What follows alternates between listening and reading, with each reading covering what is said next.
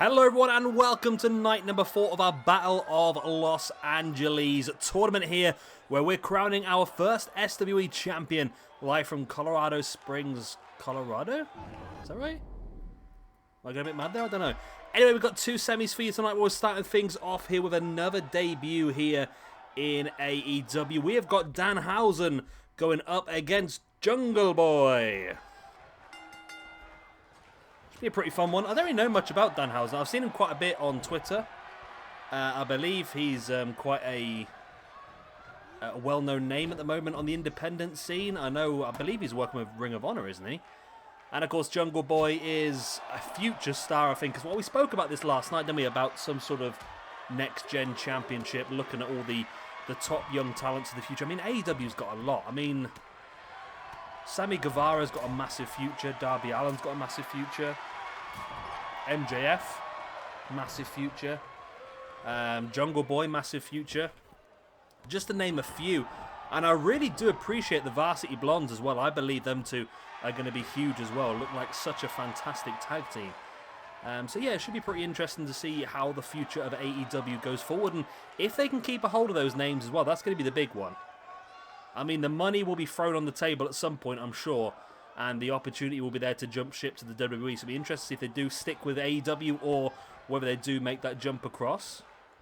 But I mean, you've got someone like Jungle Boy. I mean, would you want to move to WWE where you're probably going to end up being second fiddle? Or are you going to stick with AEW where potentially Jungle Boy could be TNT champion within the next 12 months, for all we know? Be a very interesting one. Anyway, enough of me obsessing over Jungle Boy. We've got Danhausen versus Jungle Boy here, and this got 5 matches here tonight, including both of the semi-finals for our Battle of Los Angeles tournament. And I don't know what else is on tonight, to be honest. I really should have looked at the card before. Let me have a look. I can get it up. Contrary to belief, I can get it up. Ow! Ow! Okay. I'm sorry, the cat just jumped up my leg with her claws out. It got me right in the leg. Right, where are we? Night number 4. Okay. So Danhausen versus Jungle Boy. We're watching that right now. After this one, Reilly versus Zack, Sabre Jr. We've got Super Dragon versus Excalibur. We have got Bray Wyatt versus Kazuchika Okada. And your main event, AJ Styles versus Bret the Hitman Hart. So it's going to be a pretty interesting night tonight. Our main event for tomorrow, of course, will be that Battle of Los Angeles final. And that will be a 15-minute Iron Man match. We're going to make sure that the winner is not going to be a lucky fluke. The winner is going to be the person that deserves it. Hopefully. Well, I mean, anyone out of those 4 could be fantastic champion for us anyway. The belt is going to be defended very often, I would imagine. The first championship defense for this will actually be next weekend at our Royal Rumble-themed pay-per-views. I think I did say about this yesterday. On night 1 of the Royal Rumble shows, we will have a 30-man Royal Rumble. The winner of that Rumble will get a shot at the SWE Championship on night number 2. And on night 2, we'll have a 30-woman Rumble where we'll crown our first SWE Women's Champion. Jungle Boy now taking down Danhausen with those clotheslines, ducks underneath, and follows up with a drop kick. Beautiful. Beautiful. Jungle Boy now nice super kick to the leg, and then one right to the throat of Danhausen as well. Jungle Boy now takes Dan up into a powerbomb position and rolls him through, looking for that victory. 1, 2, and 3. Jungle Boy's got it. Nice. Good win for Jungle Boy.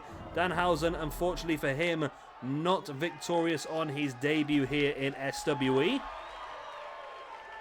But I mean, he was up against Jungle Boy. I mean, Jungle Boy is someone who, like I said earlier on, has a massive future in wrestling, including here in SWE as well. And it was a pretty quick victory here in the opening match tonight. Danhausen, as you can see, not happy, but I guess it's not the last time we'll see this guy. Very interesting concept. Anyway, match number 2 of the evening, Kyle O'Reilly versus Zack, Sabre Jr. Where is he? There he is. So this should be a pretty fun one as well. Two fantastic submission specialists. Be interested to see which one of these two can pull this out the bag. And again, both of these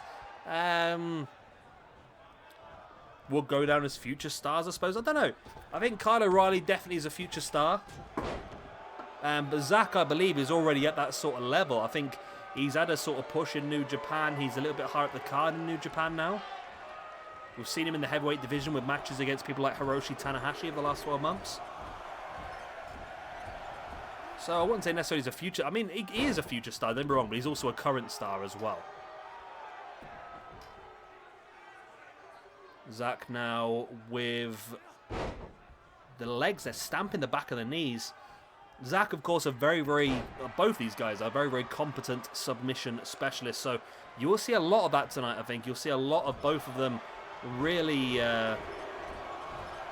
working on body parts ready for an eventual submission, I would imagine. I will be surprised if this match doesn't finish by submission as well, to be honest.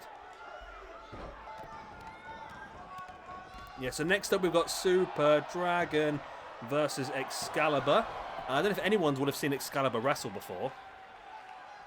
He retired, obviously, early-ish. Well, not early-ish. He retired a while ago. But he was a wrestler in early Pro Wrestling Guerrilla.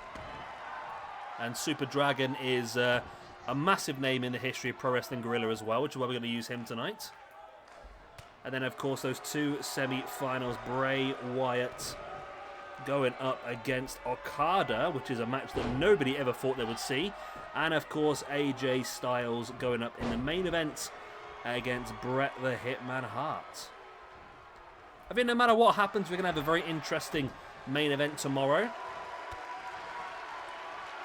I mean, I don't want to place any favourites, but I do feel like that Okada versus Styles or Okada versus Bret would be the better match. Bray is a bit more of an interesting character, but when it comes to just pure match quality, I'm not quite sure. I don't know, it's a bit tough to say. I feel like Okada versus Styles or Okada versus Bret would be a better meld of styles. Is that a better way of putting it? I think there'd be a much better link up there. As Zack getting dropped neck first across that top rope there by Kyle O'Reilly, who now rolls Zack over, and he's going to return the fade from earlier on by the looks of it, standing on the knees and stamping them into the mat. And now Kyle O'Reilly locking in an ankle lock as Zack rolls it through, boot in the face to break free. Kyle, nice discus forearm, taking Zack down. Zack now being dragged away from the ropes as Kyle now drops a knee right in the inside of the leg. Brutal. Brutal over and over again. Another big one across the spine as well. Zack, big knee strike in the face. And Zack's been busted open. He's rocking that crimson mask here.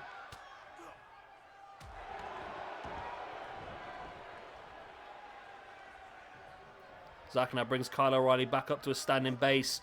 In with that front chancery and a nice arm breaker. Again, working towards that eventual submission, you would imagine.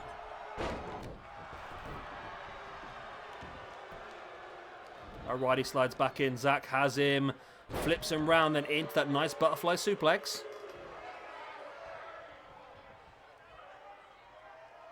I think Zack there assessing the amount of blood that he's losing in this match so far, as now he's standing over the fallen O'Reilly. Big strike in the face, and then into that dragon suplex. Bridges for the pin. Will it be? No, it's not. Wow. Pretty damn close, though. Only a 2 count. Zack can't believe it. He thought he had this match done and dusted there.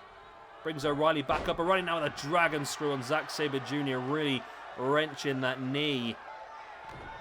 O'Reilly now bringing Zack back up into the brainbuster. Rolls straight through into the pin. 1, 2. Oh, only a 2 count again.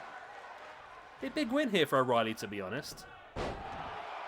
I feel like he'll be the underdog in this one. I mean, like I said, both these guys real big potential future stars. However, I feel like Zack is probably a little bit ahead of O'Reilly in the terms of being. I think that's just the problem of being in WWE. I think, isn't it? There's so many good talents there. It's the land of the giants is very. Oh, Zack's tapped. There's me chatting away and Zack taps the Kyle O'Reilly. Wow. Wow, I was just about to say that I think O'Reilly, if he was still in the independent scene or that sort of stuff, you'd probably see him a lot higher up the card. But being in WWE, of course, you are in the land of the giants. It's very, very difficult to get ahead of anybody else. There's only so many spaces available in that main event picture.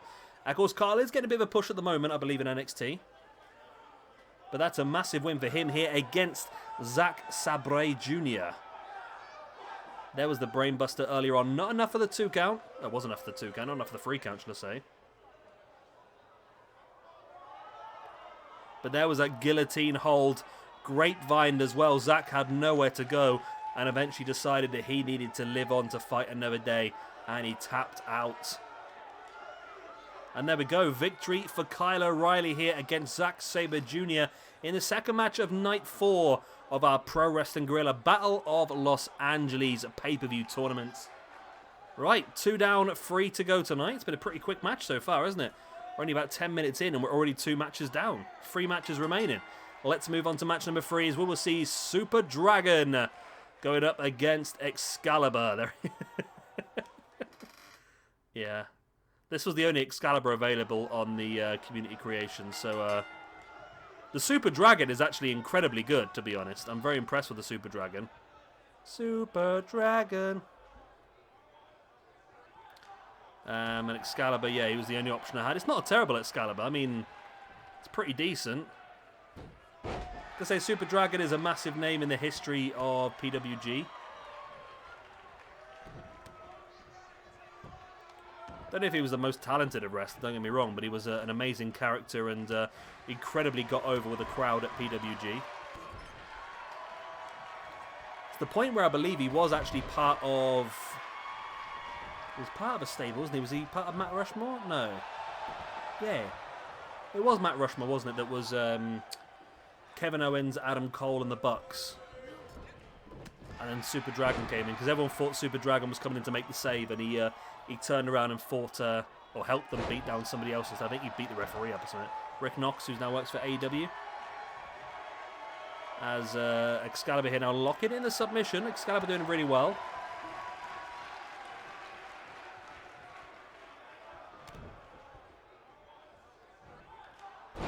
Super Dragon now, nice butterfly suplex. Big uppercut there by Excalibur, and then straight in with that big clothesline. Now Excalibur pretend to be a crab there for a second. Always impressive he can pretend to be a crab. He's a crab man. Bow, bow. Yeah, he's a crab man. Bow, bow. Excalibur doing really well here. I did expect Super Dragon to win this one pretty easily, to be honest. I mean, again, I've not really watched Excalibur wrestle that many times in the past, so I couldn't tell you how good he actually was. I don't think he'd be better than what he is commentary-wise. I really like Excalibur commentary-wise. I mean, I've been listening to Excalibur for a long time. I used to watch a lot of PWG shows, so I've listened to Excalibur for a long, long time before he ever made it onto AEW, of course, before even AEW was a glisten in Cody's eyes.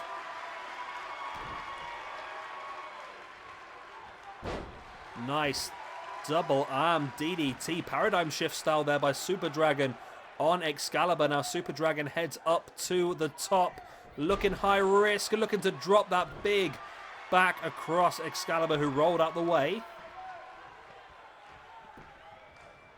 Excalibur now with the pin on Super Dragon. Oh, only a 2 count.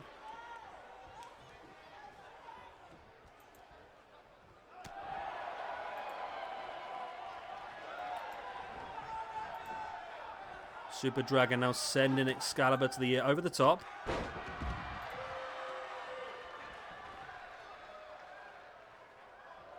And now Excalibur up on top. What is the plan here? Oh.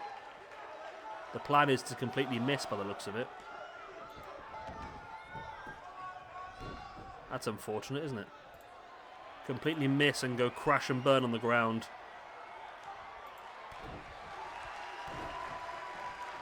Excalibur now gets caught in that butterfly position. Drops him with a powerbomb 1. Only a 1 count.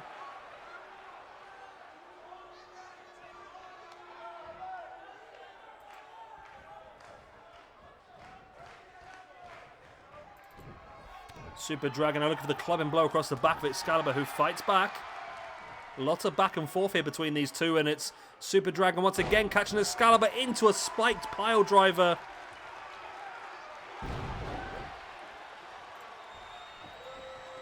And now Super Dragon stalking Excalibur. Up on the shoulders and drops him face first. Wow.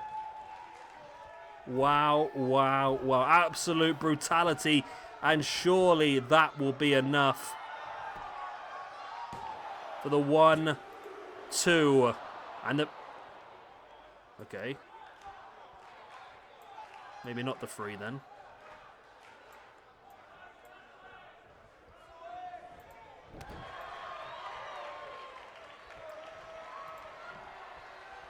Excalibur returns the favour, taking Super Dragon up into a powerbomb, stacks him up. Is he going to have enough here? No. Now rolls him across into that Boston Crab, very high mounted Boston Crab. And Super Dragon able to break free.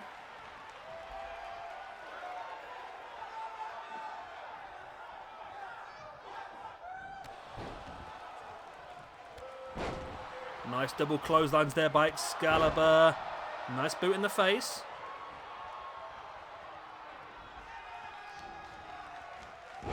And Excalibur, nice half and half suplex. Wow. Taking full control now. Excalibur now drags Super Dragon into the pin. 1, 2. Wow, that's enough. Wow, that's enough. Did not see that coming at all. Excalibur with the win here over Super Dragon. I wasn't expecting that at all, to be honest. Wow. Excalibur incredibly happy with himself. Super Dragon back up on his feet. These two, great respect between the two. And there it is there. Right on cue. The handshake between the two, showing that incredible respect between these two Pro Wrestling Guerrilla legends. And here we go then, our first semi-final of the evening. Bray Wyatt versus Kazuchika Okada in what's going to be a very interesting match. Very different styles from both these guys. I'm not sure Bray is like anything that Okada has encountered before in Japan. And Okada, arguably one of the best in... Well, he's not arguably. I think he is one of the best in wrestling history at this point in time, isn't he? Absolutely fantastic talent. And, yeah, can't wait to see more of him in the future here in SWE. I'm sure being who he is, he's going to be involved quite a lot here and there. I think he might be... I think our Rumble next week, I mean... the Rumble's more of a WWE-based pay-per-view, I suppose, but the actual Rumble itself, I'm just going to put 30 incredible wrestlers in there. Then no matter who wins, we all win. Is that a good way of putting it? No matter who wins, we all win. Nice German there by Okada on Bray Wyatt. Now stamping on the back of Bray. Okada with a boot in the gut. Bray, nice boot in the gut as well. And a running crossbody flattens Okada, who's now back up on his feet, sending Bray into the corner. Referee took a shoulder full of Bray.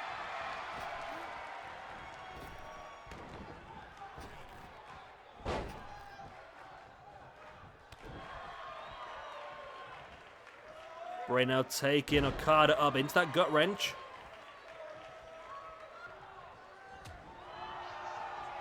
Club blow to the face, and now taking Okada up once again into another gut wrench. Bray's looking pretty good here, starting to dominate once again. I've been incredibly impressed with Bray so far. Over the last few episodes, he really has just showcased himself to be a step ahead of what I expected him to be at. And I think we will probably use the Fiend character at some point as well in this. I have downloaded a really good Fiend, actually. Of course, the Fiend is a playable character on 2K20. On 2K19, we're relying on the incredibly talented core makers, and there are some fantastic ones of those, as you've seen yourselves from some of these shows. I take no responsibility for the arenas and the wrestlers that are on these shows. Some of the arenas I make myself, don't get me wrong, but this one's not one of mine, of course. You can tell because it's far much better quality than I can pull out. Nice boot in the face there by Okada. Boot in the gut as well of Bray. Dropping the knee in the back of the neck and just rubbing the face of Bray into the mat. And Okada just took a second too long there. Just eyed Bray up, and Bray just sort of hulked himself back up and took Okada down. And Bray now, nice takedown once again. Brings Okada back up. Okada sending Bray over the top. And there's the big clothesline by Bray. Once again, brings Okada back up to a standing base, looking for that big chop. Okada rocked, and now Bray in with a big Uranagi.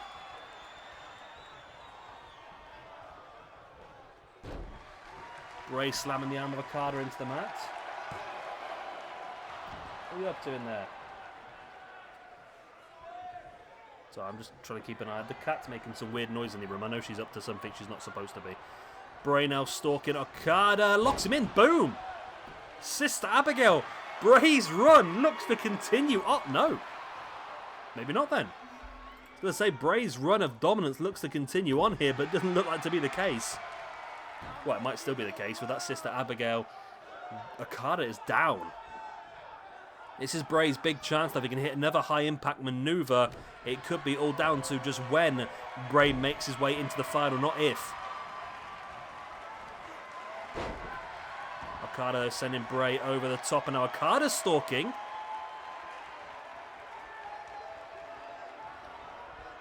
And Okada gets that Rainmaker. And now Okada dropping into the pin on Bray Wyatt. 1, 2... Okay. Okay, I was talking Bray up so much the last few minutes, and all of a sudden, Okada comes back and gets the victory, which means that Okada will be the first man in the finals to fight for the SWE Championship tomorrow against the winner of our main event here tonight, AJ Styles and Bret Hart. Wow. There we freaking go. Great victory there then for Okada. I thought he was down and out after that Sister Abigail. I really did. But he managed to show his resilience, stay up, and then catches Bray with that Rainmaker clothesline. I forgot what it was called there for a second. And there is the victory. Okada's got no nostrils. No, notice that? Okada's got no nostrils. He's just got like a... He's just like got skin grown over his nose. That's weird. That's really weird. Anyway, Okada wins, and he moves on to the finals of the Battle of Los Angeles tournament. Like I said, to face off against the winner of our next match here in the main event. Either way, it's going to be an incredible final tomorrow. Don't forget that final will be a 15-minute Iron Man match. So here is member number 1 of that match. He's gone already. AJ Styles versus Bret the Hitman Hart. Both these guys have been incredibly good so far in this tournament. AJ has shown some fantastic ability, whereas Bret has destroyed everybody who's been locked at a sharpshooter so far.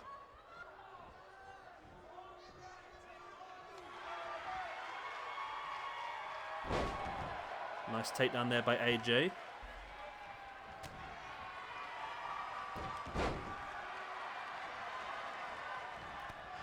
And, a boot in the gut of Bret Hart, and AJ now flattens Bret. Boot in the spine. This is an interesting match, and who would ever thought they would have seen AJ Styles and Bret Hart in the ring together? I mean, you're still having this as a computer game, but still. It'd be an interesting concept, wouldn't it, really? AJ being the, I don't know. I wouldn't say necessarily, but I was going to say AJ being like the modern-day Shawn Michaels, but I'm not quite sure that is the case. I mean, style-wise, for the time, then possibly. But I think they've got two very different personas. Shawn was perfect for the Attitude Era because he was absolutely full of attitude, wasn't he, really? I suppose that's the thing. I was talking about Bret yesterday, wasn't I, really, and how when he moved to WCW, they didn't really do much with him. But at the end of the day, if you want to be cynical about it, would Bret have survived in WWF Attitude Era time? Did Bret have the personality and the style to survive in the Attitude Era in WWF? I mean, he could have an absolutely incredible match with you, no questions asked, but the likes of The Undertaker and Stone Cold Steve Austin, The Rock, Mick Foley, Are those people you can see linking up well with Bret Hart? It's a tricky one. I mean, I'm not saying it's not. I'm just sort of putting it out there as a sort of open question.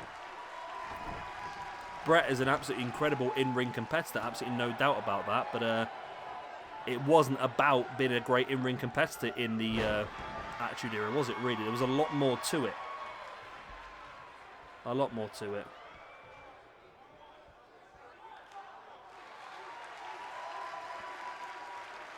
Bret now wrenching back at the arm of AJ Styles.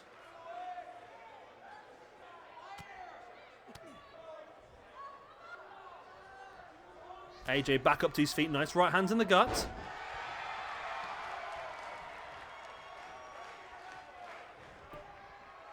Nice takedown.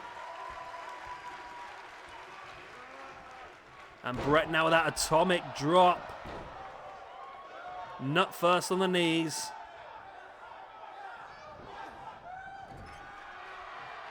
And Bret, well, I was about to say Bret's in control, but it's been changed around now. Now Bret's back in control. And every time I say that, I get caught out, don't I? Bret now sending AJ face first into that top turnbuckle. AJ fighting back with the running dropkick in the face.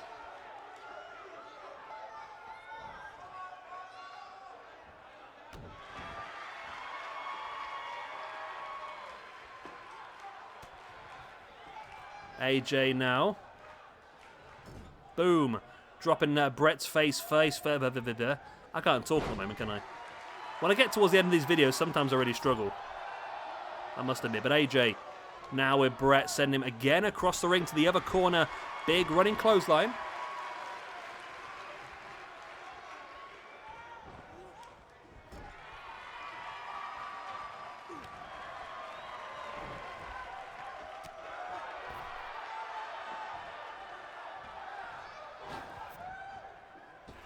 Styles ducks underneath and catches Bret again with another massive clothesline. Bret now fighting back. Boom. It's a very back and forth match. I was expecting this to be a little bit more agile and high going, to be honest with you, but I think Bret's done a very good job of keeping AJ grounded. As Bret now up in the middle rope looking for that diving boot right in the face. Not quite enough as AJ able to roll out the way.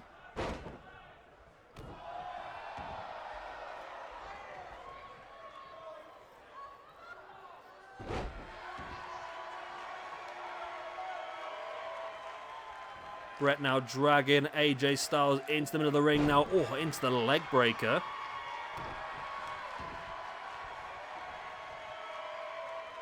Bret now wrenching back of the arm once again into the arm breaker. Bret now with a pin for the 1, 2, only a 2 count.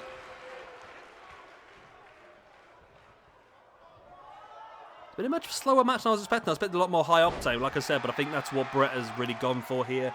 He's used his experience edge here to really just try and keep AJ grounded for as long as possible.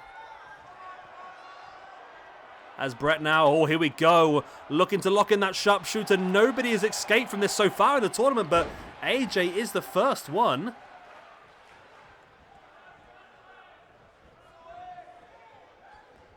And now AJ has Bret up against the rope, springs him off, dives underneath and follows up with that head scissor takedown. AJ now stalking Bret. AJ surviving. Oh no, I was going to say surviving the sharpshooter now going for the Styles Clash, but Bret able to break free. And Bret now with AJ up, boom, into that pile driver. Massive, massive maneuver. But Bret's not done. He wants to continue on. That was really backfired, didn't it really, as AJ caught him. Now AJ taking Bret up. Oh, got the high octane. Now there's the Styles Clash. This is surely going to be enough after the damage already done. 2 and... No. Okay. Okay. AJ, just like me, cannot believe this. Bringing Bret back up to a standing base. Bret now fighting back. Shoulder block takedown. Again, bringing AJ back up. Again, another atomic. I don't know. Is that atomic or Manhattan? One of them you do from behind. I think that's a Manhattan drop. Atomic is one you do from the front, I believe. Bret's got those legs again, steps through. The second time the match locks in the sharpshooter. This time AJ's not able to roll through. Can he? No, he can't survive, and Bret Hart gets the victory. Okay, we have got Kazuchika Okada versus Bret Hart in the final of the Battle of Los Angeles and the main event of tomorrow's show to crown our first SWE champion. Wow. Wow, what a match that was. It was pretty slow going at the beginning. But those last couple of minutes there were high octane, definitely. We saw a sharpshooter that AJ broke free from here. We saw a Styles clash. We saw a power driver from Bret Hart. Boom. Right on cue. Here's the Styles clash as well. And this, I was sure this was going to be it. The Styles clash by AJ Styles and Bret the Hitman Hart. I was convinced that was game, set, match. But no, the referee did not quite make it down to a 3. And eventually it was the second sharpshooter that managed to get Bret Hart his victory. Well, there we go then. That is the end of night number 4 of the Battle of Los Angeles. I hope you've enjoyed. Of course, if you have, hit the like, subscribe, all that other good stuff.